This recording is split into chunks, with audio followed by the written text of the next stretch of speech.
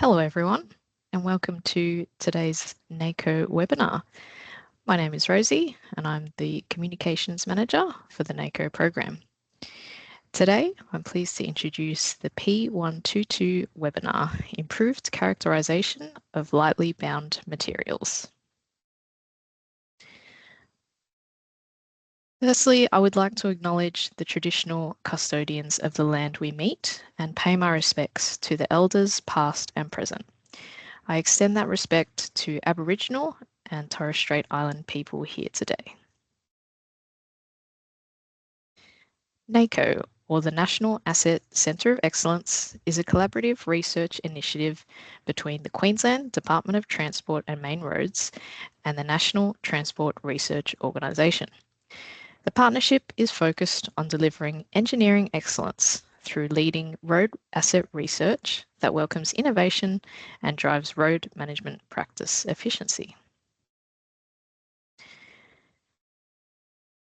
By way of housekeeping, today's session will be recorded and made available on the NACOE website and YouTube channel if you would like to rewatch it. There is also a Q&A feature which you can find at the top of your screens. So please feel free to add your questions throughout the session, which will be answered at the end of the webinar.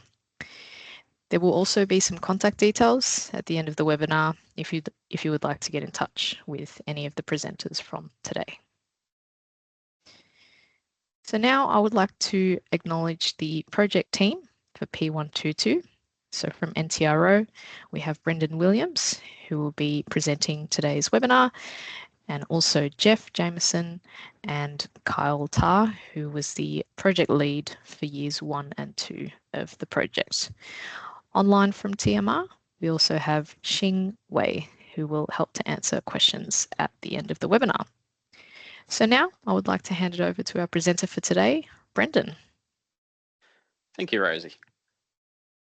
Okay, so first off, the NACOE project linkages with P122.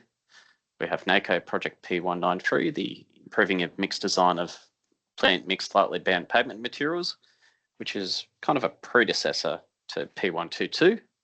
And then we've also got P135, optimization of quarried recycled pavement material blends, which shared a field trial location with P122.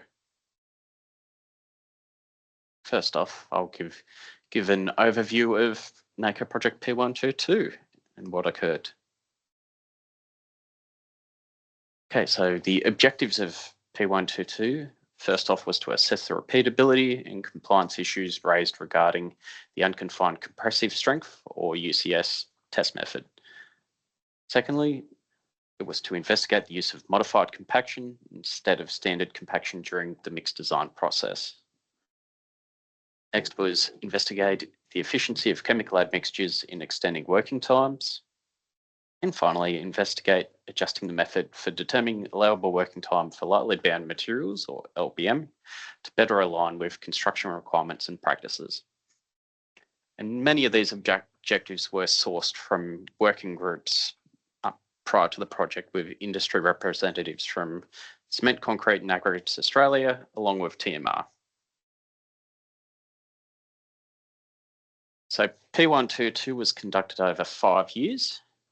For year 1, there was a focus on production data. So initially reviewing lightly bound UCS data provided by industry, assessing the measurement of uncertainty of the UCS test method, investigating the use of modified compaction during the mixed design process. Years 2 and 3 had more of a laboratory testing focus, which included performing testing on allowable working time based on different compaction conditions and the use of chemical admixtures. Additionally, there was also laboratory testing into the efficiency of chemical admixtures. Year 4 and 5 were focused on the preparation and the actual performing of the field trial to investigate the field performance in terms of working time against the laboratory findings from the earlier years. Okay, so let's look at the findings from year 1. Okay, so for the unconfined compressive strength and its use within lightly bound materials. It's first off, it's used as part of the mixed design process, particularly to come up with the limits for the stabilizer agent content. As is shown on the screen on the right, the aim is for a UCS limit of between 1 and 2 MPa with different curing periods based on whether it's a base material or an improved layer. Additionally, UCS is also used as a part of the production compliance process. From the data that was provided with as a part of the year 1, UCS data was obtained from 6 quarries was analysed. The results of this data set largely compiled with Department of Transport and Main Roads, or TMR's, MRTS 10, which is plant-based mixed lightly bound pavement specifications. And as can be seen on the graph on the right, values outside, there were values outside of the range of 1 to 2 MPa. However, these were similar to the expected number of values, given that it somewhat follows a normal distribution.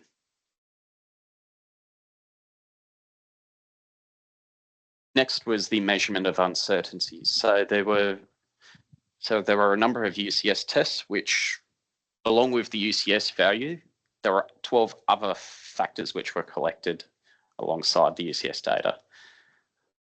And on the right, the most prominent factors contributing to the measurement of uncertainty are displayed, and obviously, moisture content contributed the most. Just to be clear, the measurement of uncertainty was conducted in accordance with the International Organisation of Standardisation, or ISO guide.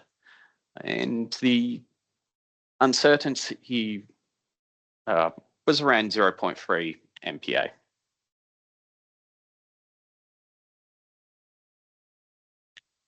Next, there was UCS data collected from 5 host material sites of varying rock types. And as shown on the left, which is for an individual host material, and on the right, which is a collation of all of the 5 different tests, we can see that the UCS values under a modified compaction effort are approximately double those of a standard UCS. And again, this is useful if we're looking to make any change, if we're looking to move from a standard to a modified compaction, and its impact on the limits. Okay, next we've got the year 2 and 3, which were the years that laboratory testing was conducted. Okay, so for context, MRTS 10, clause 8.2.3 provides the compliance details around working time. So as it says there, unless otherwise approved, the allowable working time for each plant mixed lightly bound pavement material shall be the lesser of the tested working time shown in the mixed design certificate and 4 hours. I won't go into the details further of the exceptions, but again, it's essentially sent as a bit of a cap to try and ensure quality of materials. Next, the working time process. As I've previously stated, you've got different types of compaction, the standard compaction and modified compaction. With these different compaction efforts, first off, their specimens are separated into either 3 layers for standard compaction or 5 layers for modified compaction. And as shown on the image on the right, there are different rammers used for whether it's standard or modified, and they're dropped from different heights. But yeah, there's a fixed compaction effort of 25 blows when following this method. And just to reiterate, TMR test method Q136A is the test method used for determining the working time of stabilized materials. and Q136A recommends the use of standard compaction.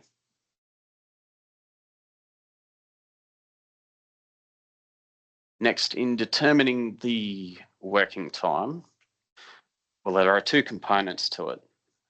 And these components are the achieved dry density and the UCS value. And in determining the working time, first we collect a 1 hour delay for each of these, which on the example figure shown on the right is the leftmost value at the 1 hour delay time. And then there's a number of tests repeated with different delay times until we hit certain thresholds, which the threshold for achieved dry density is 97% of the 1 hour reference density. Meanwhile, for UCS, the threshold is 80% of the 1 hour delay UCS.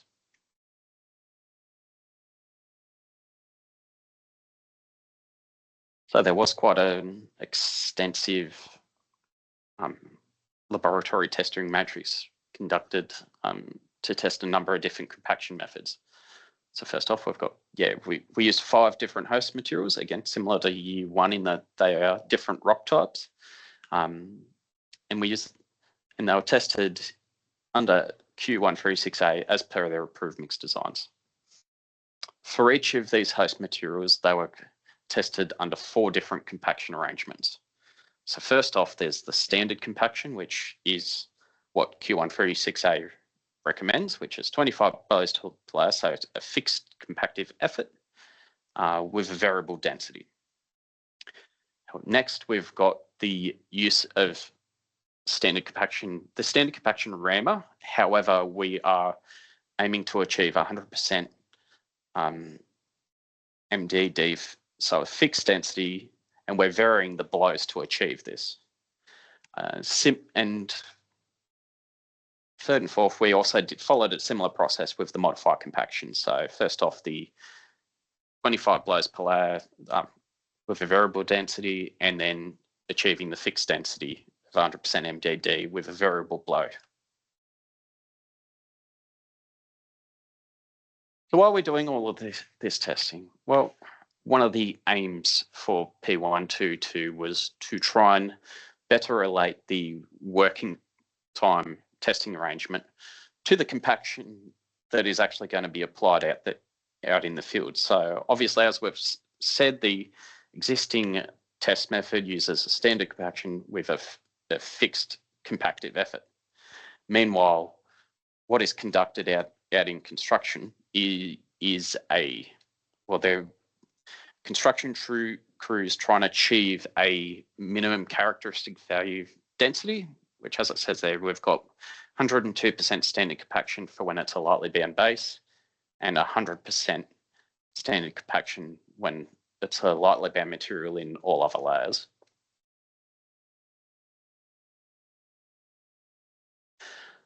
Okay, next, this graph shows, it shows when we've used for the standard and the modified compaction efforts when trying to achieve the 100% maximum dry density. So obviously under the standard conditions, with 25 blows over 5 layers, the modified compaction would try and achieve 125, which is the dotted black line. Meanwhile, for standard, it's 3 layers for 25, so 75 blows, which is the straight line across the screen. Now, I guess the main thing to find with this, whilst we'd have a number of different data sets with different delay times there, generally trying to achieve this 100% MDD, the amount of blows for standard versus modified actually was quite consistent. And you can see the data there following the line of equality somewhat.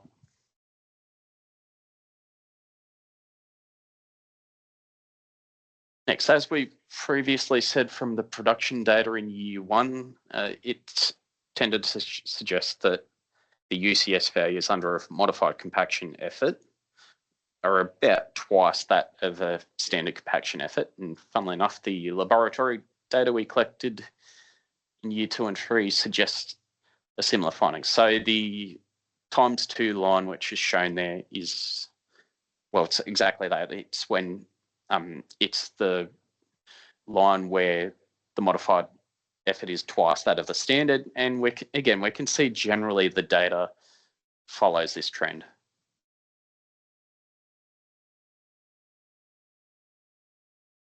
Okay, so I know there's a lot of information in this graph, but it is essentially a summary of the findings from those different compaction arrangements for the 5 different host materials. So this is determining, again, the allowable working time. Now, obviously, when it's at 100% MDD,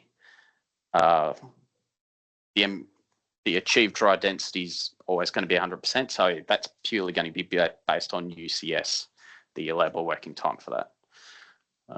And I guess the main summary of this is we can see that particularly 100% MDD modified, we get really high 8-hour plus allowable working times with that extra effort that we're making into the compaction.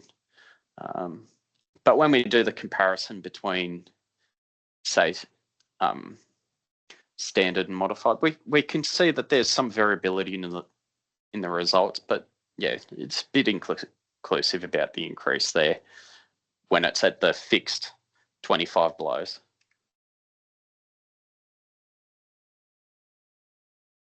Okay, next we'll move on to the laboratory testing for the chemical admixture efficiency testing. So first off, this is the methodology. So initially what we do is we test the working time of the achieved dry density in UCS at the 1-hour reference delay and a 6-hour delay. So we're essentially testing whether it would meet a working time threshold of 6 hours as per the test method. So first off, we test it with an admixture dosage of 10 litres of chemical admixture per 100 kilograms of stabilising agent. And we did this using 4 different host materials, 2 different stabilising agents and 6 different chemical admixtures. When this testing is complete, we determine whether the results fail to meet that 6-hour working time threshold, whether that test marginally passed the 6-hour working time threshold or it's significantly past the 6-hour working time threshold. And if the results significantly passed the working time threshold, we repeat this step with a lower admixture. So again, step 1, we did it 10 litres per 100 kilograms of stabilised agent. We lower it down to 5 litres, and then again repeat, see how it goes against the threshold, and then test. If it passes significantly, then test it 2.5 litres per 100 kilograms. And finally, we rank all of these results.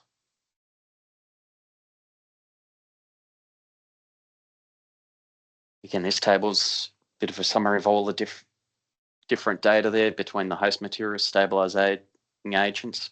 But I guess the key information to highlight with this is, well, first off, admixtures D, E, and F were the ones that perform best over most of the mixed designs. However, we can see that the optimum chemical admixture type and the dosage are quite mix specific. So we can see that the preferred mixture is changing and indeed the alternatives there. Another thing is that chemical admixtures which perform well under standard compaction also perform very similarly under modified compaction. I guess for context with this, chemical admixtures are typically used with cement mixtures, and the dosage with those cement mixtures is down around 600 millilitres as opposed to the 5s and the 10s, which we can see that its use in a lightly bound material is. So it puts a bit of context into the amount of dosage which is required to achieve those working time gains.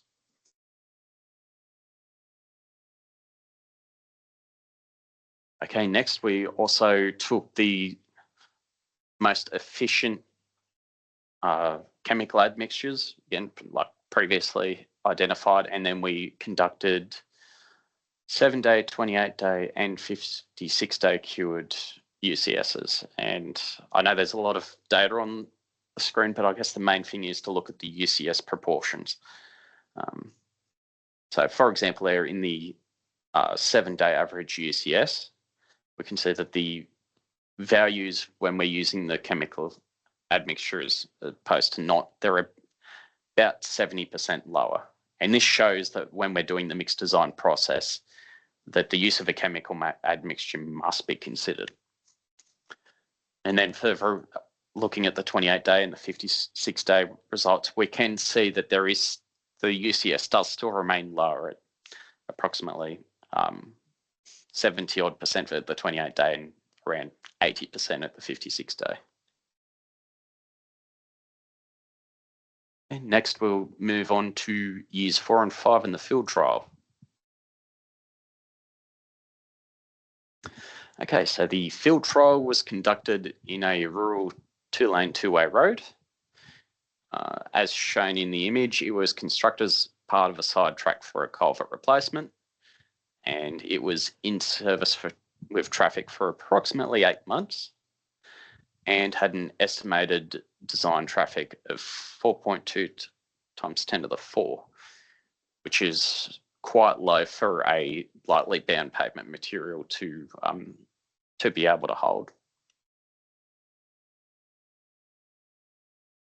So next, the field trial was split up into 10 different lots. So lots 1 to 5, they included the chemical admixture as per the mixed design of 3 litres per 100 kilograms of stabilising agent. The lightly bound base was 200 millimetres thick and constructed on the 5th of August 2025. And the lots 1 to 5 were constructed with increasing delay times from 2.7 hours to 8.4 hours. And this was performed by mixing the material at the plant at the beginning of the shift and holding on to that material within the truck and dogs until it was required to we designated a time to go to the site, so we would get these delay times. Similarly, lots 6 to 10, they've got an increasing delay time, and they were constructed on the 6th of August, so the next day, and they did not include chemical admixture. However, I will reiterate with that, they used the same stabilising agent percentage just to keep the consistency between lots 1 to 5 and 6 to 10. Okay, the approved mixed design.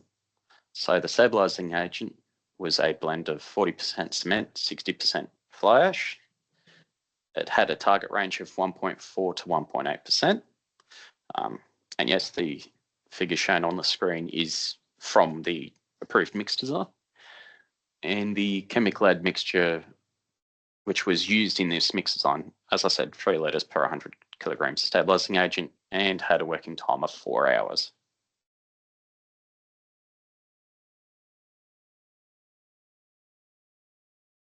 Additionally, we did also conduct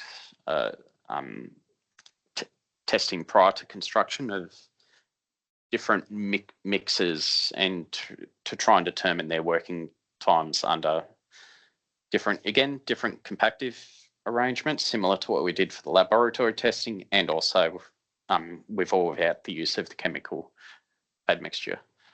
So first off, on the figure, we can see the 2 values in orange. So the one on the left is the mixed design, and the orange one on the right is the pre-construction. Our attempt to essentially replicate in the pre-construction testing under the NACOE project. We can see that there was a half an hour difference, and again, that goes back to that uncertainty that we were talking about from year 1 in the UCS, the natural variability which can produce that difference. But with the data set, again, we can see similar findings to what we found in the laboratory testing that chemical admixtures and the use of modified compaction, they generally improve the working time, particularly when used together.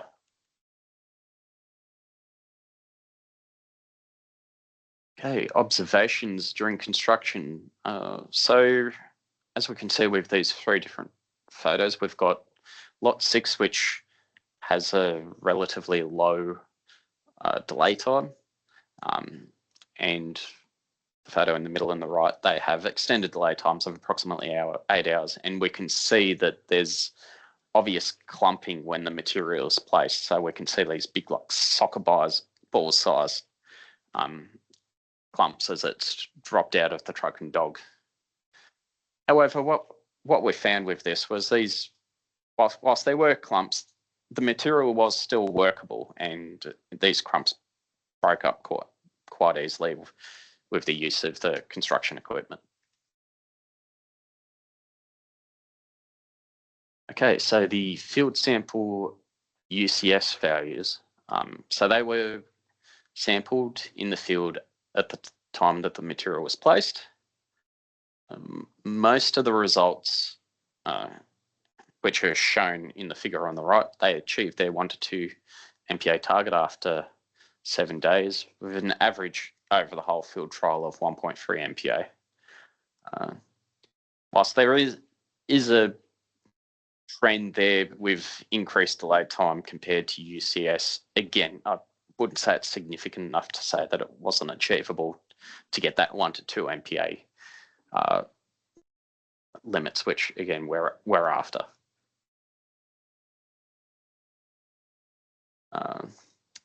As we reiterated in year 1, moisture content can definitely play a role with UCS values, and the excessive moisture was found within this field trial. So the photo on the right, this is of lot 6, and there's it's a reasonable way through its compaction, and a loaded truck and dog has come through to place the next lot, and we can see that we've got it's left ruts within that layer.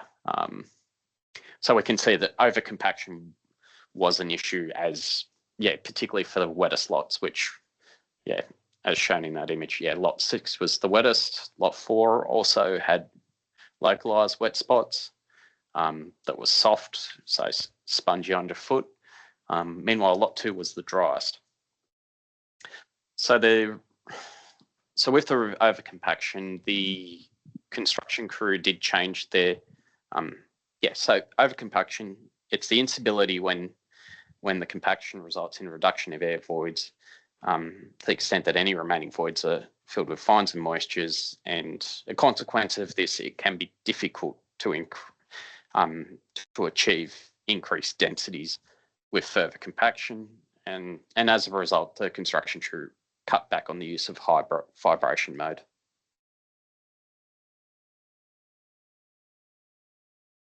So the table on the right shows the amount of passes that were conducted by the 2 rollers that were used on site, which are those in the photograph, the multi-tired roller and the smooth drum roller.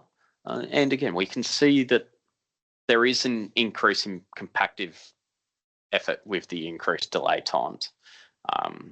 So you can see there from, say, the lot 1, which is about a 2-hour delay with chemical admixture, 5 smooth drum passes, and it's almost doubled with the 8-hour delay time of lot 5.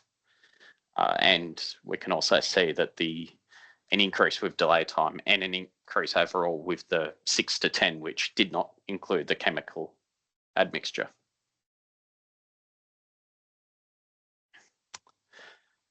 Okay, so as we said, the overcompaction was an issue that affected the site, and as such, no lot did achieve the minimum characteristic value of 102% standard compaction. So an explanation of the figure on the right is obviously compaction. There are a number of results collected for each lot, and then there's a minimum characteristic value. So the diamonds on the right are the characteristic value for each of the lots assessed. I mean, as we can see with that data, most of the lots did achieve the 100% standard compaction. And the time delays showed no significant impact to achieve the field density. And ultimately these lots, they were accepted, particularly one, as I said, the fact that the sidetrack was only in operation for 8 months meant that the pavement design wasn't over-designed for the traffic they would receive. 2, we wanted to avoid rework because rework would, the field trial would not be able to be conducted if a rework was applied. So we wanted to still proceed even if 102% standard compaction wasn't achieved. Additionally, as I said earlier, this field trial was conducted with a culvert replacement nearby on the main alignment of the road. So we had resources nearby if there were defects that appeared during the operation of this sidetrack.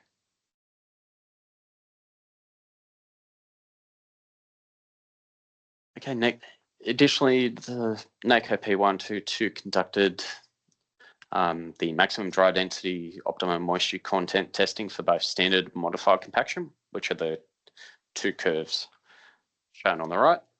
And on that, we can see a plot of the achieved dry densities along with their moisture contents for the different values collected in the field. I guess the main information we can see there is most of the lots do appear on the wet side of the OMC on the approach to the 0 air voids line, which again reinforces that over compaction has the potential to be an issue with this site. And these results suggest that a lower moisture content should be targeted to allow us to apply that additional compactive effort and achieve higher densities. Okay, the following weight deflectometers was conducted at 34 and 56 days after construction. And this test was conducted every 3 metres on both wheel paths and between wheel paths of each of, well, for the whole field trial site.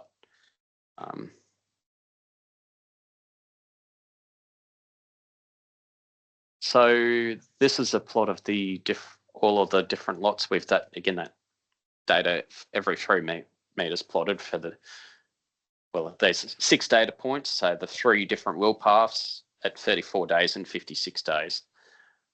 So I guess the main thing we can see is that, yes, the FWD results do align with the observations that were on site, particularly with lot 6 having overcompaction issues. And also, we can also see the soft spot in lot 4. And additionally, lot 2, which appeared to be the driest, also had the lowest curvature function. But I guess an additional bit of information with this is we can't really see a trend due to delay times associated in this FWD data. A lot of the issues can be seen with the factor of excessive moisture coming in and impacting these results.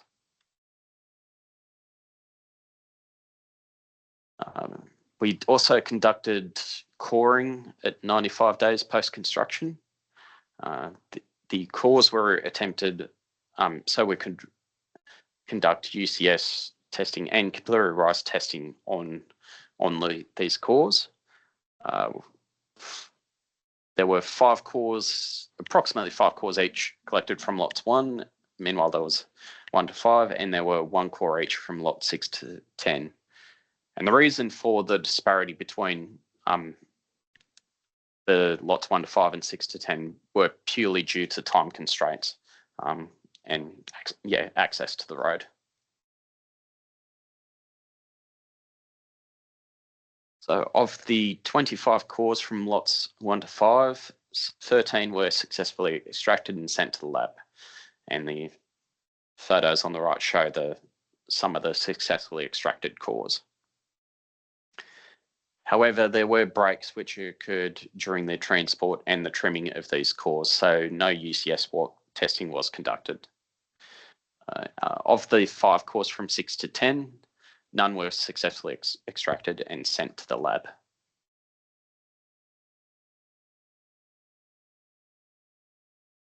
So this photo shows examples of some of the failed cores. So on the left, we've got a core that's essentially disintegrated as it's been pulled out. Meanwhile, in the center, we've got cracking within the core. And then on the one on the right, we've got a core which is both uneven on its ends and also it's a short core too.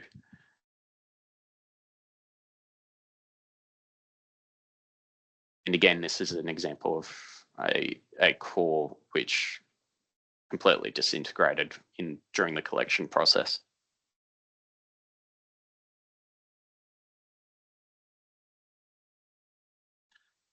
So whilst the FWD and the coring was conducted, we did also have NACOE staff on site to make observations of the surfacing.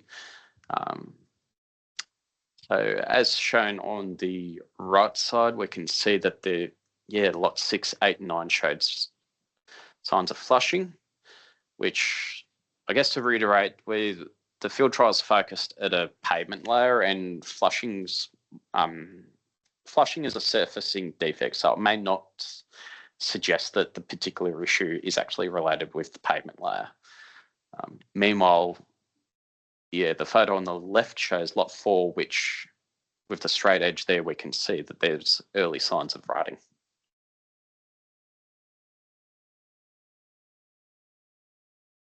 So those observations were made on the initial visit for the FWD. There were also, we visited the site on day 56 post-construction, 95 post-construction, and finally 236 days post-construction, which was near the end of the operation of the sidetrack. And during this period, we observed no new defects or progression of existing defects. And these photos are shown of that final 236-day visit.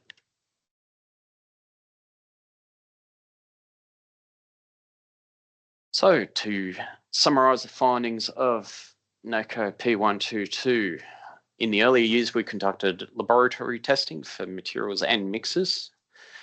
We found that the moisture content was the primary factor impacting the UCS measurement of uncertainty, which was approximately 0.3 MPa. The UCS, when it was determined using modified compaction, was about twice the UCS determined using standard compaction.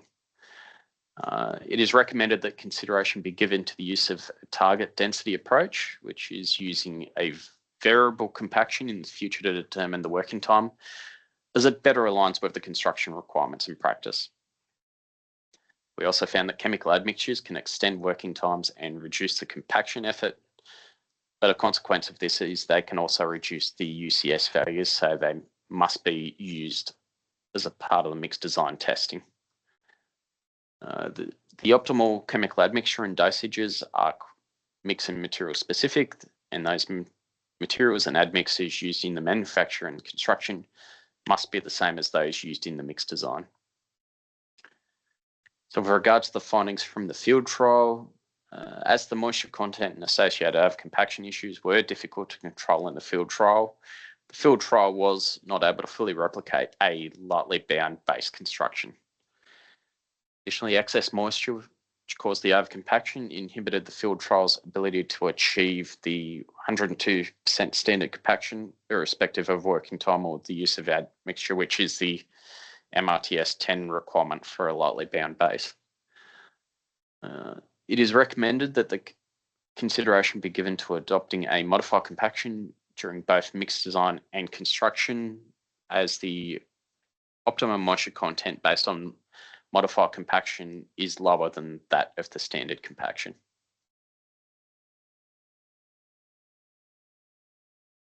Yep, and that's it for the slides. So now we will move on to the Q&A section.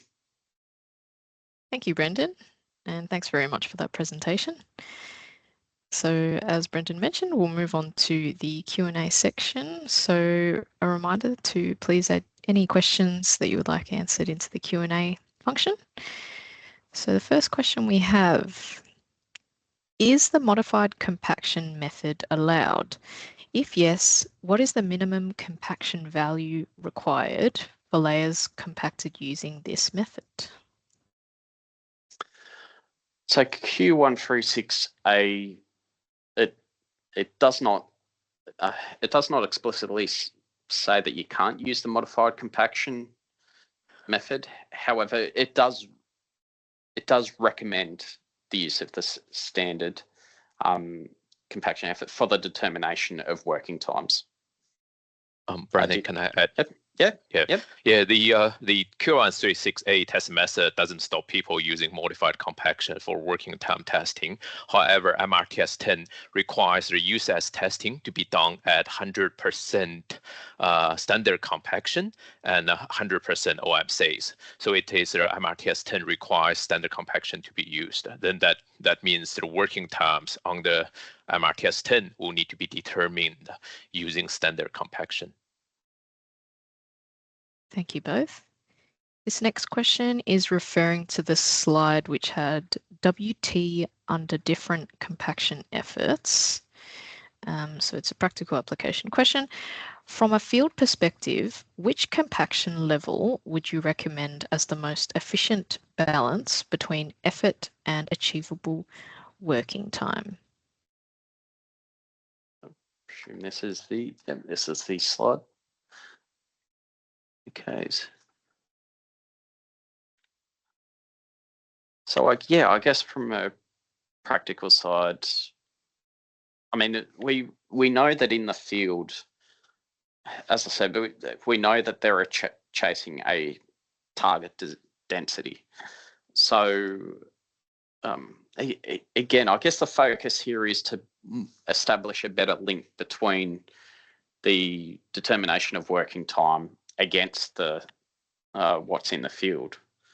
So yeah, I guess from a field perspective, we're not necessarily suggesting that this is used to fully replicate. It's just that we're trying to find a better balance between what we're doing to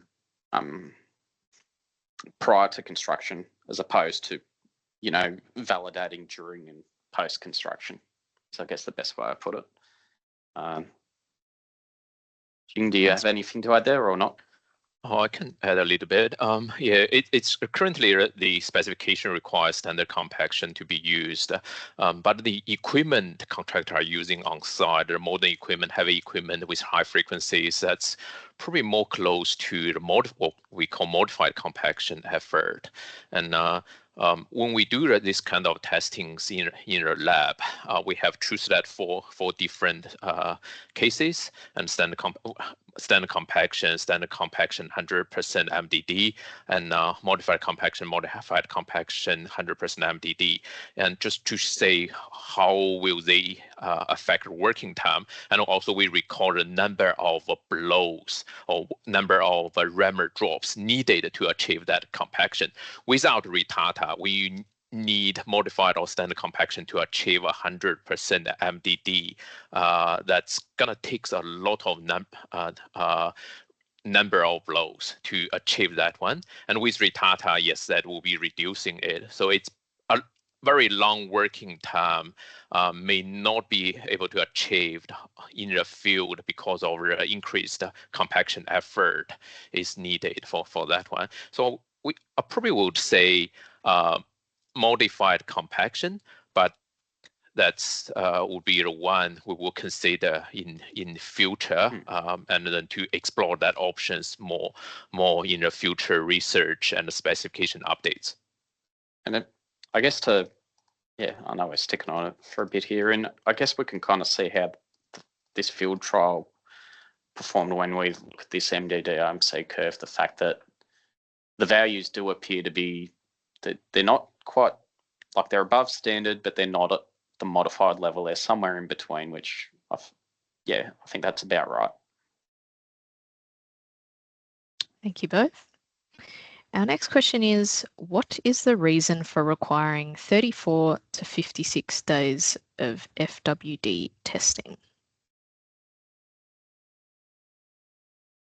There wasn't necessarily a requirement.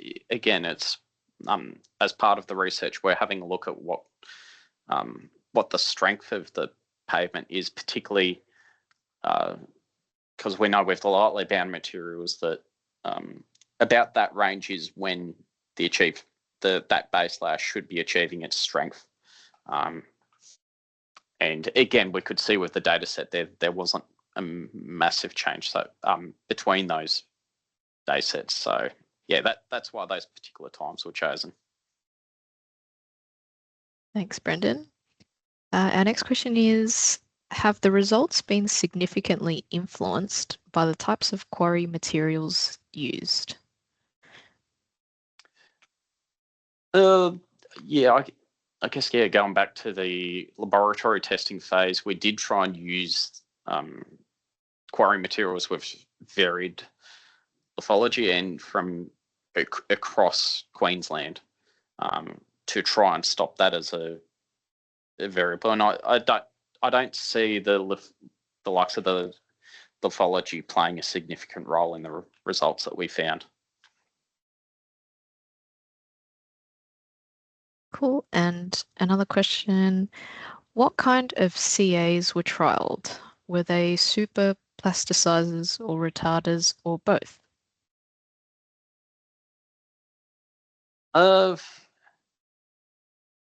Again, I can answer this one. Yeah, Brendan. you can answer that one. Yeah. We have trialed different retarders, and we talked to the retarder suppliers and asked them to recommend two retarder for our trials. And we found we have tried the water reducer, we tried the hydration stabilizer retarder, and we tried the water reducing initial site retarder, all sort of things, and the ones works well. DEF in my memory, that's let me say what's D. D is a type RE retarder, and E is also a type RE retarder, and type F retarder. Sorry, the retarder F was a water reducing initial site retarder. So we tried different ones, and the outcome we found from this research is that all the retarder is kind of the optimum type and dosage is mix specific. It may be affected by the source rock types, the fines in that material, or also maybe affected by the cement, because we tried two different stabilizing agent. One is a cement fly ash blend, the other is a high slag cement. And we tend to find the retarder works better with the high slag cement than normal GB cement. Thank you, Xing. Our next question is regarding risk and cost. Is the increase in working time at higher compaction levels sufficient to justify the additional cost and effort in practice? I don't see it as obviously it wasn't something with this particular research was investigating with regards to the cost.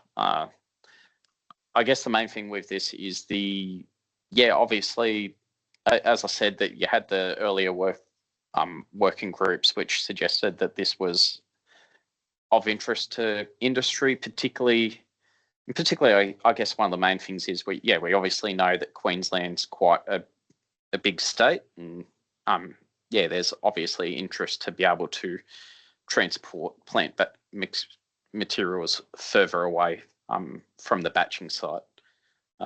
So again, not something I can really say yes or no with the results. And yeah. Thanks, Brendan. Yeah. Can I add a little bit? Yeah, I'm probably more thinking of increasing the working time. It's kind of actually got more cost benefit. So with longer working time, that means you can have a larger lot and to be constructed in a shift. And that means it would reduce likely to reduce the unit rate for that construction. And with a higher compaction effort, we have already had the modern equipment on site, and with extra passes needed to achieve that 100% compaction at a longer time, or 102% standard compaction at a longer time delays, probably won't cost the contractor much with extra couple passes using a roller, which is already on site. Yeah, or more thinking with longer working time, we're looking at a cost benefit, not increased cost. And yeah, plus, does that make sense? I guess to add on to that as well is it also means that you're a lot less likely to reject a lot if there's, for whatever reason, its working time goes long as well. So it does show that it can be accepted with that extra compaction effort. Yeah, it's the current working time test method asks people to use a fixed number of rammer drops for any time delays. However, during construction, regardless of the time delays, the contractor will always target the required compaction standard on site, whether it's 102% compaction for uppermost of the base course or 100% standard compaction for all other layers. It doesn't matter how much time delays, even the extended working time for some reason, they are still trying to achieve the trying to achieve the compaction requirements required in the specification. And we tend to see less compaction nonconformances than working time nonconformances. So it's regardless whether it extended working time or not, the contractor still targeting to achieve the compaction that requires in the spec by introducing extra roller passes if they need. Thank you both. Our next question is regarding lightly bound targets between 1 and 2 MPa. The modified compaction will increase strength, therefore no longer lightly bound.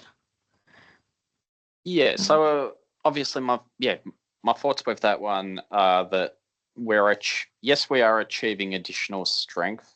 However, we are achieving it by increasing the compactive effort. So it's improving that interlock and the density as you would with an unbound material. So I guess, yeah, to take a step back and look, the lightly bound, it's still meant to have the more unbound material qualities, particularly with the defects that form in it. So yeah, I still see it as being lightly bound because yeah, it is going to act like a lightly bound material with how it performs in the future, even with the different rates. Yeah. Yes, Brandon, yes, it is still lightly bound. So we are not changing what people will do during the field.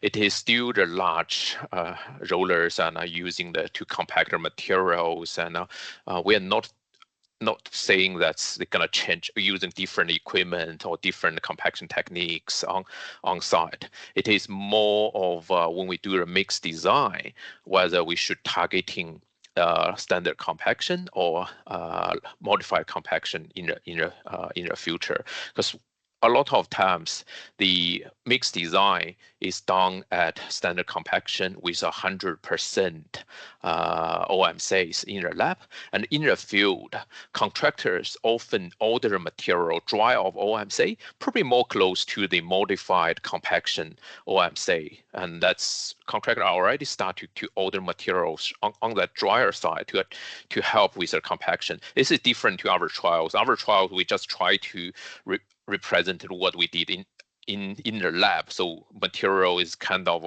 ordered like 100% OMC, and that's caused these kind of moisture issues on site. But during real constructions, a lot of times the contractor orders the material dry of OMC. So it is already the construction in the field is more close to modified compaction and modified OMCs, and then the performance on the lightly bound materials in Queensland has been doing well. So I wouldn't think the it's gonna fundamentally change the category of lightly bound to something higher. It would still be called lightly bound. Thank you both. Just wary of time, we've got about 4 minutes left, and I think we've got about 4 or 5 questions. So this one, what was the travel time for the material? The mix was done at the supplier, then transported. Is that included in the delay time? Also, the lab molding the UCS, were they close to site? Also, was it a warm day when placing, as this can impact material strength? Okay, so first off, as I said earlier on the slides, they were all batched together at the start of the shift. And then they were placed in the truck and dogs to haul to the site. Now, obviously, when the delay times were 4 hours, 6 hours, 8 hours, those truck and dogs sat idle until they were scheduled to reach the site. So the timing which was shown in those slides are from when it was batched to when compaction was completed. Again, with regards to what do we got here? Lab molding the UCS, were they close to the site? The UCSs which were shown on the slides there, they were the field UCSs collected by the geotechnical who visited the site and done there. With regards to whether it was a warm day, as I said, it was constructed in August, so I wouldn't say it was exceptionally warm, particularly for Queensland. Thanks, Brent. Yep. Oh, yep. I was done. I was just going to see if Zing wanted to add anything.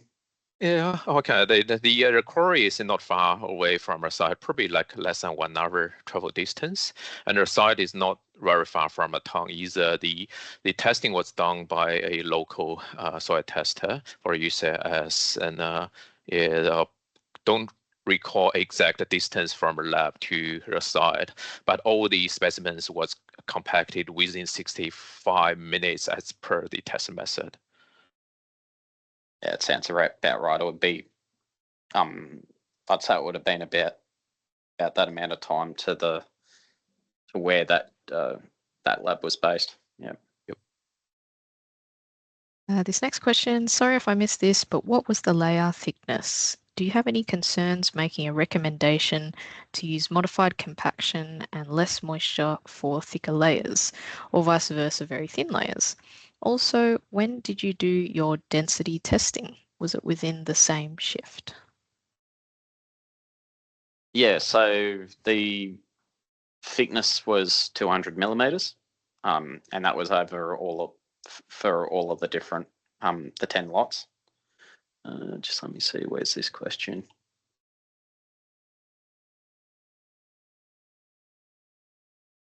Could you read out the second part of that again? Yep. Do you have any concerns making a recommendation to use modified compaction and less moisture for thicker layers, or vice versa, very thin layers? Yeah, so obviously, this was focused at 200 mils, which is a pretty typical thickness. yeah, I'm well aware that, yeah, obviously if it's thicker, it's going to be more difficult to get compaction in the lower layers. And yeah, it's not something that this research explicitly explored. But yeah, Jing, do you have anything to add to that? Not really. We do this research, but not intending to change the layer thickness requirements required in the specification. The layer thickness requirement will be still the same. The equipment will be still the same. It is more of we want to say what if we do. What will happen if we do the mixed design and working time using modified compactions in the lab? Not necessarily to change what people are doing in the field for compaction. All right, we've got maybe 2 more questions. Would you need to change the range for the lab targets if you used modified compaction, i.e. 1.5 to 2.5 MPa using modified compaction? Yes, I would agree that obviously the bounds if for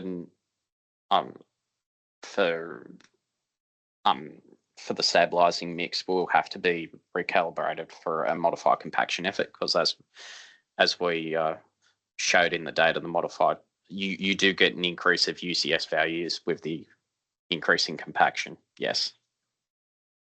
And we trialed 5 materials, and we say it's roughly about 2 times our standard compaction UCS. So it's probably more like a 2 to 4 MPa using modified compaction. However, this may be a mix specific things, whether in the future, if TMR adopts modified compaction for mixed design and constructions, whether it need to be a mix specific correlations determined for each mix, what is their modified compaction limit gonna be to be equivalent to a standard compaction 1-2 MPa, or whether it will be a overall requirement that saying, yeah, we change these all requirements to modified compaction and set a 2 to 4 MPa when using modified compaction. That's something TMR and this NACOE research may need to look in more details and say what's the best way to do in the future. Thank you both. And we'll make this the last question. What is the importance of working time? Is there any relaxation allowed for exceeding the working time, especially on remote projects? I can answer this one, Brandon. Yeah. Sorry. Yeah, so at the moment, there's no that kind of relaxations plan to be put in the specification. All the working time requirements in the specification should be followed by the contractor. Yeah, in remote areas, that's yes, it probably longer travel distance needed. So the good thing with this research is that we found retata works. Retata can extend their working time. You under the standard test method Q136A with a retata, but yeah, again, you have to find the optimum dosage, optimum type retata for your mix. So retata can extend the working time. So if you're looking at the TMR lightly bound material register that's on TMR website, you probably will see more and more suppliers start using retata in their mix to extend their working time. Yeah, and I guess to add on to that, yeah, obviously the main focus with working time is so we've got that quality assurance that we're going to get the UCS and the compaction that we desire, like from construction. So it's a pre-construction test to try and ensure quality in construction. Yeah, or in short, follow the specification until the spec is updated to allow whether relaxation on working times or different method to use for working time testing. Yeah, so at the moment, follow the spec until the specification is updated, if it's gonna get updated in the next specification updates. So that's something NTR, this NACOE research and the TMR specification on will consider in the next specific IMRTS 10 update. Great, thank you both. I think that's all the questions that we have for today. Brendan, if you'd like to go to the last slide. Oh. I'll go to the last slide then. Yeah. Thank you. Thank you to our presenters for today, or to our presenter Brendan, and thank you to Xing for helping to answer all of the questions. Thank you everyone for attending and including all of your questions for today. If you did have any other questions to ask, feel free to get in touch with the team or NACOE. So the email address is info@nacoe.com.au. I think I saw one more question come through. One more question. So exceeding working time is not as critical as the material being over wet and compaction not being able to be achieved. Yeah. Sorry, I was busy with the slides then. Yes, hey, Incre. Could you repeat that? So in the Q&A, so exceeding working time is not as critical as the material being over wet and compaction not being able to be achieved. Yeah, obviously we know that different compliance requirements are going to be have a lot more significant outcomes on quality, and yes, I'll definitely agree with that statement that yeah, obviously moisture issues and over compaction are going to be a lot more difficult to deal with than, particularly as working time, as we've established that there are ways to combat it, particularly with it planned in the mixed design process. Yeah, Jing, do you have anything to add? Yes. From this research, we kind of saying the exceeding the working time probably not as critical as the material being over wet or compaction issues or compaction not being achieved. However, please follow the specification. Do not target longer working times, and just target what is registered. The working time that is registered on the mixed design certificate. And definitely, of course, with this research, it's meant to, yeah, it informs TMR, and they have the opportunity to make changes to the specifications in the future, whether they want to, based off this research. But ultimately, for compliance, yeah, the current standards still need to be followed. Thank you both, and thank you everyone again for attending. We will have the recording available on the NACOE website and also on the NACOE YouTube. So thank you to our presenters for today, and we'll see you at the next NACOE webinar. Thanks, everyone. Thank you.